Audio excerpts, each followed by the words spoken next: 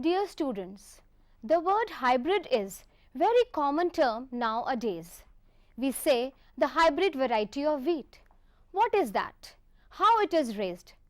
When the two varieties of wheat with the desirable qualities are mixed to raise one variety to have the qualities of both the wheats, that variety is known as hybrid variety. This term is very common in chemistry also, in the world of atoms also. When the atoms combine to form the bonds, their atomic orbitals also hybridize. That means intermix. Now what that intermixing is, why that intermixing is, and how it takes place, we will study it today. Today's topic is hybridization. This was introduced by Pauling. It is the process of intermixing of the orbitals of slightly different energies resulting in the formation of new set of orbitals of equivalent energies and shape. That is, the orbitals of slightly different energies and of different shapes are intermixed and we get a new set of orbitals which are known as hybrid orbitals. These hybrid orbitals formed are identical in energy and identical in shape, and their number is equal to the number of the atomic orbitals which are undergoing intermixing. Hybrid orbitals, the atomic orbitals that combine to form new set of equivalent orbitals, is known as the hybrid orbitals. The hybrid orbitals are identical in energy, identical in shape, and their number is equal to the number of the atomic orbitals intermixing. But before going into much detail of hybridization, let me tell you there are two types of bonds, sigma bond and pi bond. Sigma bond is formed by end-to-end overlapping. It is possible in three situations. When an s orbital overlaps with the s orbital, a sigma bond is formed. Or when a p orbital overlaps with the p orbital along the internuclear axis, then also a sigma bond can be formed. The third situation, when a p orbital along the internuclear axis and s orbital overlaps. You can see from here that sigma bond is formed by end-to-end overlapping. Pi bond. Pi bond is the bond which is formed by the sideways overlapping. It is possible in p and p orbital which should be parallel. This is py and this is also py and they overlap, and by overlapping the upper lobes they overlap to form the electron cloud above the nuclear axis, and the lower lobes will form the electron cloud below the internuclear axis. Here again this is pz and pz p orbitals.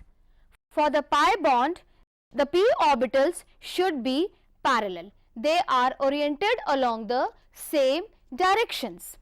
Now you can see the shape of s orbital, px orbital, py orbital and pz orbital, and all the p orbitals full. These are again p orbitals. You can very well see the three-dimensional view. The p orbitals are mutually perpendicular.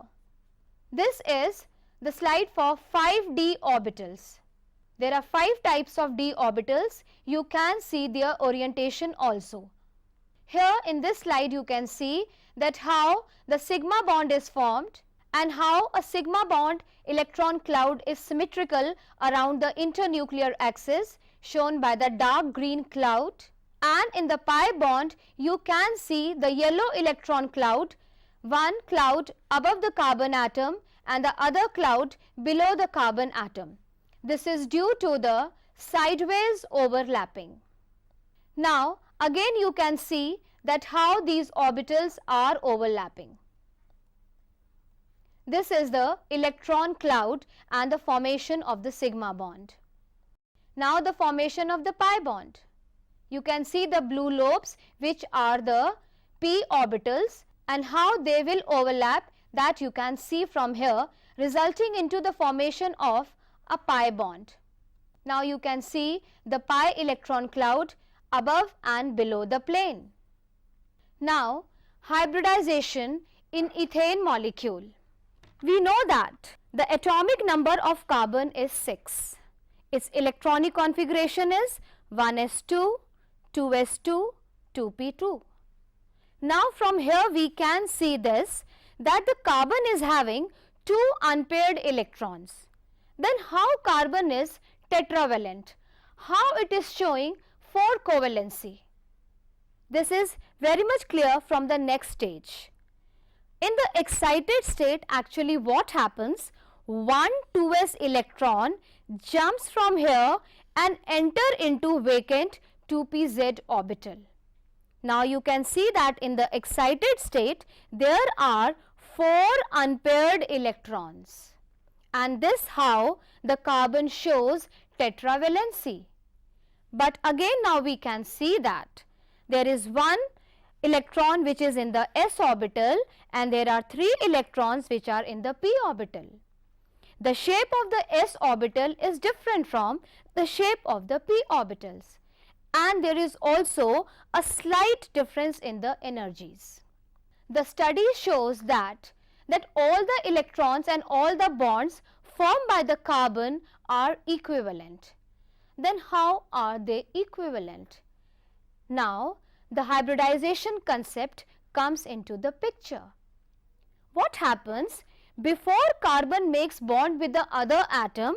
This s electron and the p electrons and these orbitals, they undergo hybridization, and this type of hybridization is sp3 because there is the intermixing of one s orbital and 3 p orbitals. So the name sp3. Now in ethane you can see that there are 2 carbon and 6 hydrogens. The 2 carbons are bonded to each other via sigma bond, and each carbon is bonded to 3 hydrogen via sigma bond. This ground state and then excited state situation comes in both the carbons. Now both the carbons undergo sp3 hybridization, that is intermixing of one s type and 3 p type orbitals. Here you can see this is one s type and these are 3 p type orbitals which are mutually perpendicular to each other, and then they intermix and then they form 4 sp3 hybrid orbitals. These are 4 sp3 orbitals. Now these are the hybrid orbitals. Neither these orbitals resemble the s orbital nor they resemble the p orbitals. They are entirely new type, identical in energy and identical in shape. These 4 sp3 hybrid orbitals have 25% s character and 75% p character, and they orient themselves along a regular tetrahedron. Now here you can see the ethane. This is one carbon and its 4 sp3 hybrid orbitals. They are oriented tetrahedrally. This is another carbon. Again it has 4 sp3 hybrid orbitals. Now the bonding takes place between the carbon atoms and the hydrogen atoms. Out of 4 sp3 hybrid orbitals, one sp3 hybrid orbital will overlap with the sp3 hybrid orbital of the other carbon. The 3 other sp3 hybrid orbitals of the one carbon will overlap with the 1s orbital of the 3 hydrogen, resulting into the formation of the 4 sigma bonds. The same takes place in the other carbon. The 3 sp3 hybrid orbitals of this carbon also overlap with the 1s orbital of the 3 hydrogen, again the sigma bond. This is the shape of ethane. This is tetrahedral hybridization, and the bond angle here is 109.5 degree. Here you can see the s orbital, the 3 orbitals, they are intermixing, undergoing hybridization, and then resultant into the formation of 4 sp3 hybrid orbitals. This is the orientation of sp3 hybrid orbitals. This is the ethane molecule after intermixing of the orbitals. This is again a 3-dimensional view.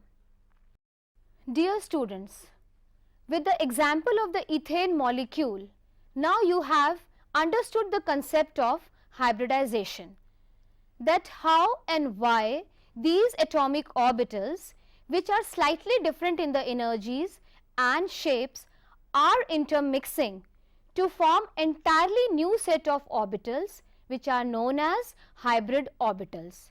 These hybrid orbitals are identical in energy and identical in shape. Thank you.